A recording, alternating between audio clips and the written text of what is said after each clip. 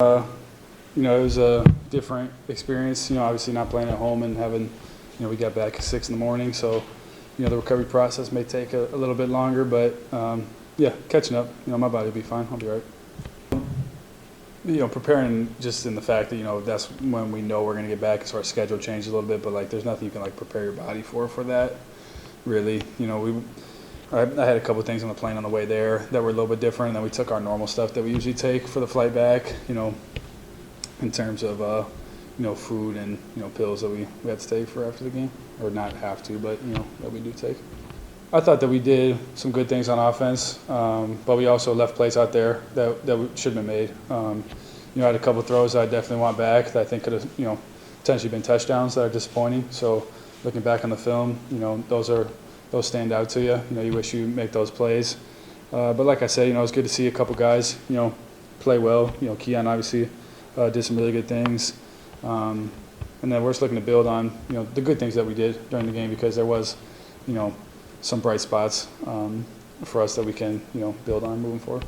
Yeah, absolutely. It was good to connect with him however many times we did.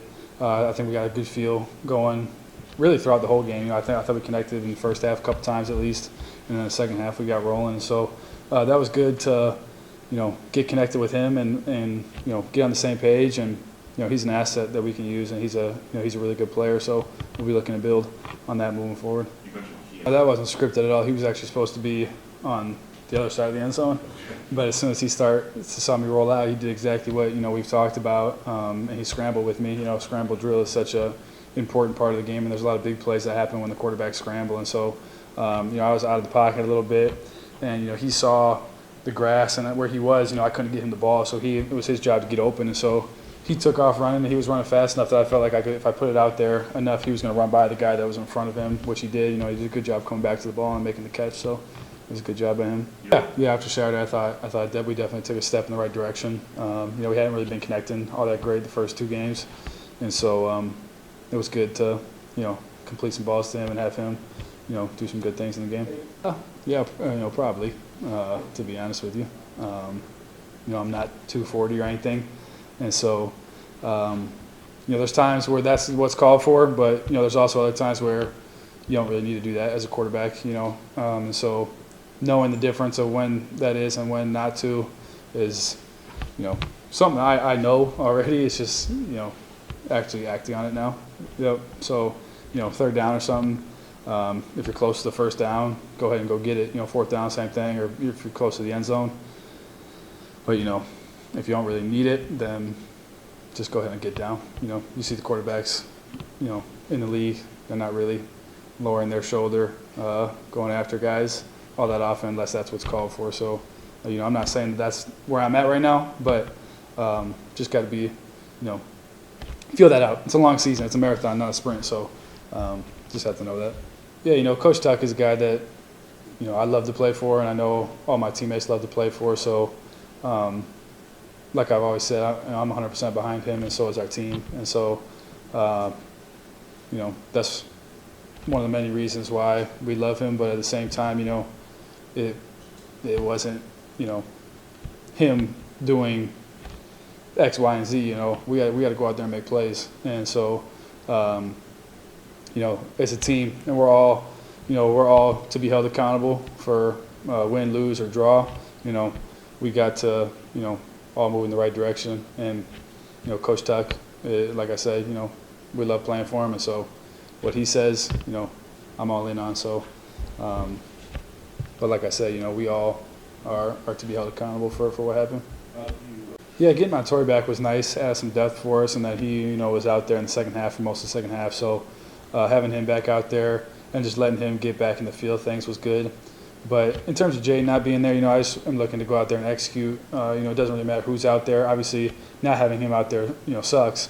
But, it's my job to play with the guys that we have. And so I feel like we have good players no matter who's out there. And so just going out there and doing my best to execute and operate in our offense. Yeah, we got to talk about complementary football. And, you see how the offense, special teams, and the defense all work together. And they all impact each other, So defense gets a stop, goal line stand, and then we go out there and, one play drive safety. That's that is not complimentary football at all. And so that's on us as an offense. We got to go 99 and score. And, we didn't do that. We had a couple of special teams, miscues, and, it was all over the place, And so we got to see as a team, offensively, we don't really know what's going on defense because we're on the bench, making our adjustments or, we're not in the defensive meeting rooms. And so we get to see, what they're thinking and what they're being coached, and then vice versa, they're seeing what we're looking at and seeing, maybe if this play didn't work, well, why didn't it work? And so you get to kind of see, both sides of the ball. Yeah, our offense, we like mixing tempos, and so we're not going to be a, team that's going full-blown 100 miles an hour the whole game. But, it's a nice thing to be able to do. And so I think that we've, shown that we can do that at times, which is good. And, we'll be building on that, and we'll use it when we need it. And, if we get in a rhythm and we want to go fast, then we'll go fast. But, if coach doesn't really feel like we need to go fast, then we'll go at a slower pace. And either way, we just got to go and do the job. Each guy has to do what he needs to do in order for us to be successful on offense. So it really doesn't matter what tempo we're going at. But like you said, it is good to be able to have that in your back pocket and to be able to go fast when you need to. It's nothing too crazy different. I think we're focusing on details, but we're always focusing on details. Maybe guys are being even more particular, but those are all the things that we've harped on before. Coach Tuck has talked a lot about we're not going to wait to change things after we lose a game. That's not a good football team. That's not a good program. And so, really, we haven't heard anything new. We've been talking about physicality. But that, again, that's something that we always preach. It's Michigan State. That's one of the things that we're built on. And so, it really hasn't been anything too crazy new. It's just we got to just be better and take what we do on the practice field and do it in the game. And so that's what we've been focusing on. Yeah, they got a good defense, like you said, very experienced. They got a lot of guys that have played a lot of games, and they've played together for a long time. And so there's something about playing together that is helpful. But they got good size up front. Their linebackers have been there for a while, and so is their secondary. And so they'll mix their looks. They play a decent amount of coverage, and they'll bring different blitzes to you, just like every team. But they're decently multiple. They're not crazy multiple in their fronts, but blitz wise and coverage wise, they do some good stuff. Yeah, no, I think it's just kind of feel, and if we feel like we want to go fast, we'll go fast. If that's not what it calls for right then, or maybe we want to slow things down instead of speeding things up, we'll do that. So I think it's just a feel thing. Coach Johnson, would know that better than maybe I would, because he's the one controlling the tempo most of the time. We talked in the backfield, and Jared thought I said one thing, and I thought I said another thing. So we're just not on the same page, and so that's not on one guy or the other. It's just between the two of us. We have to be on the same page, and so that's something that we fixed moving through the rest of the game. So it didn't happen again, but we can't let that happen one time. And yeah, it's very important, but at the same time, that's just getting back to what we do, and it's not time to freak out and to go try to change everything. That's not it. So we're just getting back to our process, maybe refining a couple things here or there, but then just like I said, we're just focused on the details of everything. But that's what we've been doing, and so it's just we have to be very, very particular with what we're doing, and then just go out and play. We're excited for Saturday, and to get back out there again and to play again as a team, and like you said, it'll be important for us to go play well, which I'm confident that we'll do. Yeah, obviously, this is big time college football, and so when you go on the road, most places it's going to be loud, especially in the conference we play in, and so it is good to have that under our belt. Most of the guys on our team have played in a stadium like that, but there were a couple guys that haven't, so it was good for them to get that under their belt before conference play, and to feel what a different atmosphere is like, and playing with the noise and having to not be able to hear the guy next to you when you're standing 2 feet from him. So that'll be something good for us to have moving forward. Yeah, third down is situational football, and we talk all the time about how important situational football is, and third down is one of, if not the most important part of the game. And so good offenses convert on third down. There's not really many offenses that score a ton of points that suck on third down. It doesn't happen. So it's very important. And that's something that we focus a lot on throughout the week, and we'll be very focused on this week. I'm pretty sure Minnesota's ranked first in the country right now in third down percentage. So I'm confident we'll put a good plan together, and then it'll be on us to go out there and get the job done. Yes and no, not really. You kind of know, like as a quarterback, you kind of have a feel for when it's 4-down territory, and so playing with Coach Johnson, with Coach Tuck now, and this being my second year, I can kind of get that feeling to when, or they'll tell me before the fact that, hey, this is 4-down territory. So it does change a little bit. Like you may throw a check down on 3rd and 9 and be okay with him not getting the first down, but if he gets 6 yards, 4th and 3 is a lot better than 4th and 9.